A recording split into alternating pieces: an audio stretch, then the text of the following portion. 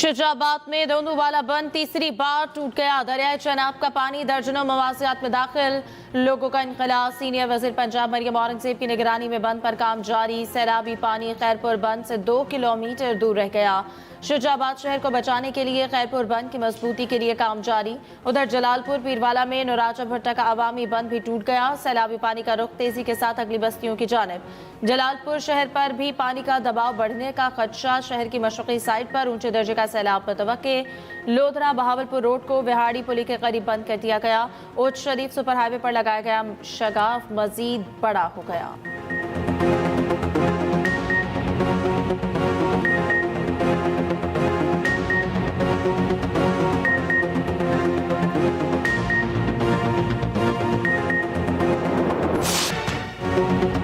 दरियाए सतलुज में भी सैलाबी सूरत हाल बरकरार। बहावल नगर में कश्ती उलटने से लापता 2 नौजवानों की लाशें मिल गईं। शनाख्त खिजर और अदनान के नामों से हुई।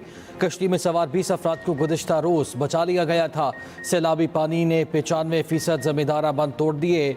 बहावलपुर की आखिरी रुकावट नॉर्दर्न बाईपास लश्कर डी गोट तक सैलाबी पानी पहुँच गया। एहतसाइफन के मकाम पर सैलाबी रैली से तबाही, मुतादिद इलाके ज़ेर आब।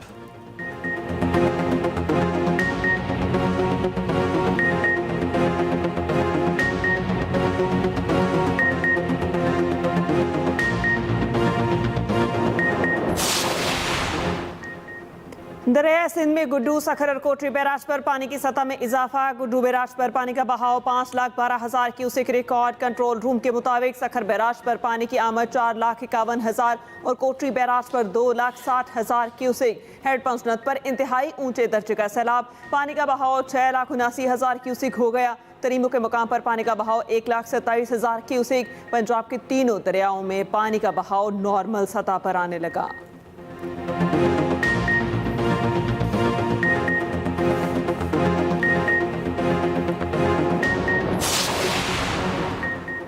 सैलाब मुतासरीन को बिजली बिलों में बड़ा रिलीफ देने का फैसला। किसानों के नुकसान के अजाले के लिए भी खुसूसी पैकेज पर काम जारी। बिजली बिलों पर GST फिक्स चार्जेस खत्म करने पर गौर। फ्यूल प्राइस एडजस्टमेंट पर GST और एक्साइज ड्यूटी के खात्मे की तजवीज़। Income tax, retailer sales tax और दीगर इजाफी टैक्स खत्म करने पर भी गौर। बिलों में रिलीफ वफाकी हुकूमत देगी। लैंड रेवेन्यू सूबाई हुकूमत माफ करेगी।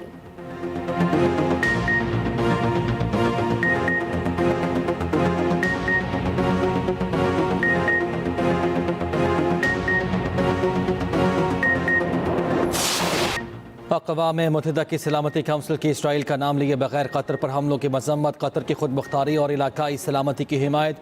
अमरीका समेत सलामती काउंसिल के तमाम 15 ममालिक का मजम्मती बयान जारी। मुश्तरका एलामिया बरतानिया और फ्रांस ने तैयार किया।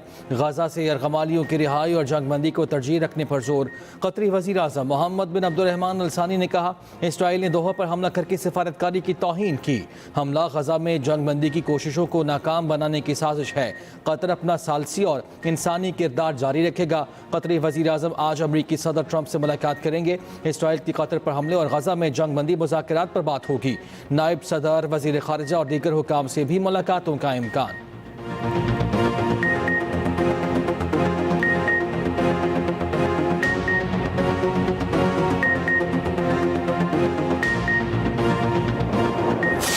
पाकिस्तान की कतर पर इसराइली हमले की शदीद मजम्मत। अक़वाम मुत्तहिदा में पाकिस्तानी मंदूब आसिम इफ्तिखार ने कहा, इसराइली हमला UN चार्टर और कतर की सलामती के खिलाफ है। इसराइल सिर्फ कतर को नहीं आलमी अमन को नुकसान पहुँचाता है। इसराइल ने दानिस्ता तौर पर मुज़ाकरात में सालिस पर हमला किया। आसिम इफ्तिखार का इसराइली नुमाइंदे के रिमार्क्स का फौरी और करारा जवाब। कहा, इसराइल एक काबिज रियासत है, वो किसी की नसीहत को अहमियत नहीं देता।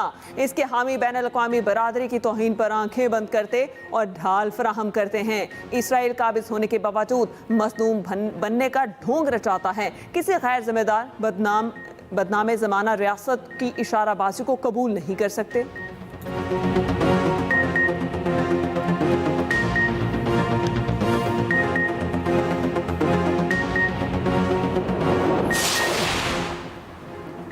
सदर आसिफ अली जरदारी सरकारी दौरे पर चीन रवाना। सदर मुमलिकत को दौरे की दावत चीनी हुकूमत ने दी। आज से 21 सितंबर तक चीन के मुख्तलिफ इलाकों का दौरा करेंगे।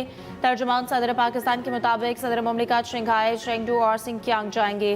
पाक चीन ताल्लुकात और इक्तिसादी ताउन पर तबादला ख्याल होगा। सीपैक और मुस्तकबिल के राब्ताकारी मंसूबे भी ज़ेरे गौर आएंगे।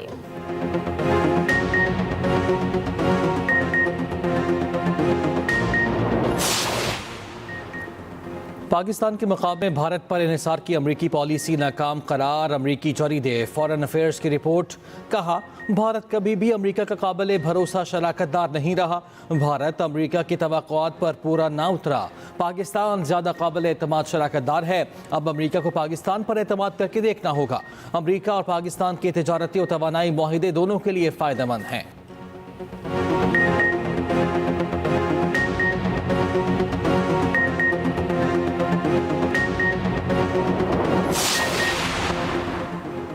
एशिया T20 कप में पाकिस्तान का सफर शुरू। कौमी टीम अपना पहला मैच आज ओमान के खिलाफ खेलेगी। मैच पाकिस्तानी वक्त के मुताबिक रात 7:30 बजे दुबई स्टेडियम में शुरू होगा।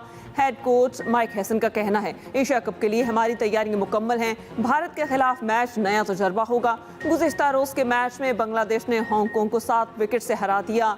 144 का हदफ 18वें ओवर में हासिल कर लिया।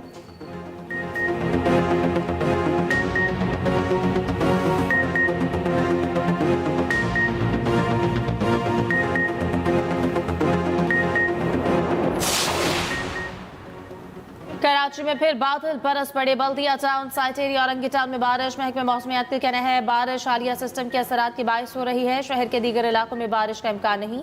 कोरंगी कॉजवे 3 रोज बाद जुज़वी तौर पर खोल दिया गया। मोटरसाइकिल सवार और छोटी गाड़ियों को गुजरने की इजाजत। बड़ी गाड़ियों और हैवी ट्रैफिक का दाखिला था हाल बंद। सैलाबी रैली के बायस सड़क मुख्तलिफ मकामात पर टूट फूट का शिकार। सड़क पर पड़ने वाले गड्ढों को मट्टी से पुर करने का काम जारी। उधर गडाप टाउन को नकर नदी में डूबने वाले 7वें शख्स की लाश भी मिल गई। अफसोसनाक वाकया 9 सितंबर को पेश आया था।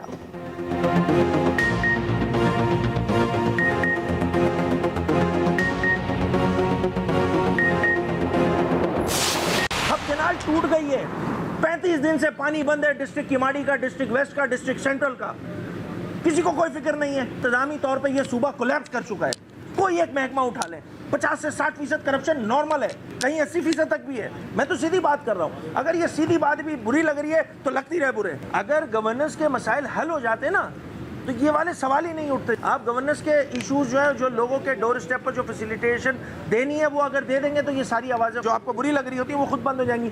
और अगर नहीं करेंगे, जो कि आज तक नहीं किया है, तो फिर इसमें शिद्दत भी आएगी।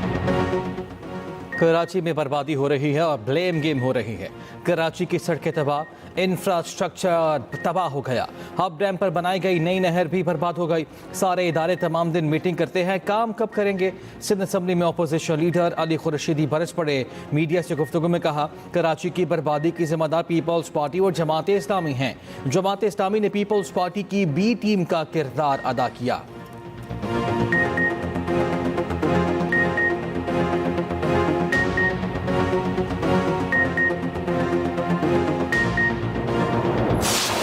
सिंध हुकूमत की सबसे बड़ी तरजीह ये नजर आती है कि किसी तरह उसे इमदाद मिल जाए और किसी तरह ऐसे हालात बन जाएं जिसके नतीजे में उनको मजीद पैसा मिल जाए करप्शन करने के लिए।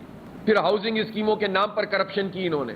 एनएफसी के लिए पैसे सारे ले लेते हैं, उसमें बड़े बड़े क्लेम करते हैं, सूबों को पैसे मिल जाते हैं, लेकिन ये बल्दियात को मुंतकिल नहीं होते और कुल्लम कुल्ला आइन की खिलाफ वर्जी हो रही है। 3,360 अरब रुपए पिछले 15 साल में सिंध हुकूमत खा गई है और उसमें विफाक का भी हिस्सा शामिल है।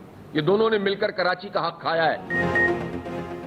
विफाक और सिंध हुकूमत कराची के हकूक खा गए। सिंध हुकूमत 3,307 अरब रुपए खा गई। इसमें विफाक का भी हिस्सा है। अमीर जमात इस्लामी हाफिज नईमुर रहमान कहते हैं, एनएफसी के लिए पैसे लिए जाते हैं मगर बल्दियात को मुंतकिल नहीं होते। आइन की खुल्लम खुल्ला खिलाफ वर्जी हो रही है।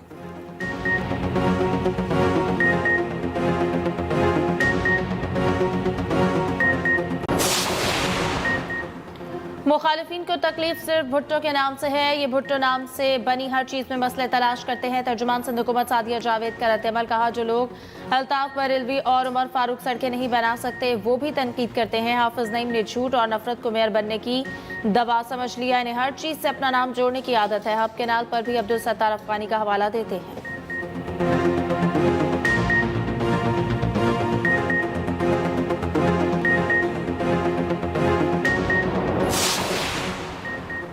सैलाब यूटिलिटी बिल्स के मसाइल से FPR रेवेन्यू ग्रोथ मुतासर। जुलाई था अगस्त रेवेन्यू ग्रोथ सिर्फ 15% रही।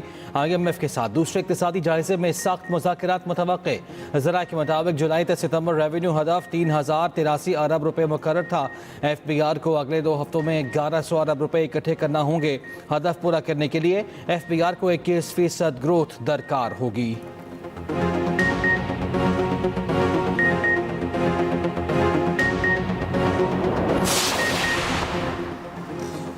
तबाहकुन सैलाब, बिलावल भुट्टो जरदारी का हुकूमत से आलमी इमदाद की अपील का मुतालबा। माहौलियाती और ज़रूरी एमरजेंसी के ऐलान का भी खैर मकदम। मैक्स पर पैगाम में कहा, बैनुल-अक़वामी इमदाद के लिए अपील में ताख़ीर नाकाबिल फ़हम है। हुकूमत का मुतासरा अज़ला के लिए किसी रिलीफ का ऐलान ना करना काबिल अफसोस है। दूसरी जानिब खातून अव्वल आसिफा भुट्टो का सैलाब मुतासरीन के लिए फौरी रिलीफ का मुतालबा। एक्स पर पैगाम में कहा, मुतासरा ख़ानदानों को BISP के ज़रिए फौरी रिलीफ दिया जाए।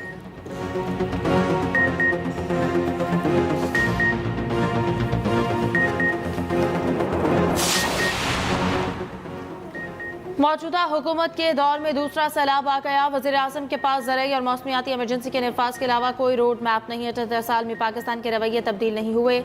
मुशीर खजाना खैबर पख्तूनख्वा मुज़म्मिल असलम कहते हैं कि मौजूदा हुकूमत को खेलने के लिए ओपन ग्राउंड मिला। हुकूमत सिर्फ इमदाद पर गुजारा कर रही है। इस हुकूमत ने मुल्क की मईशत को तबाह कर दिया है।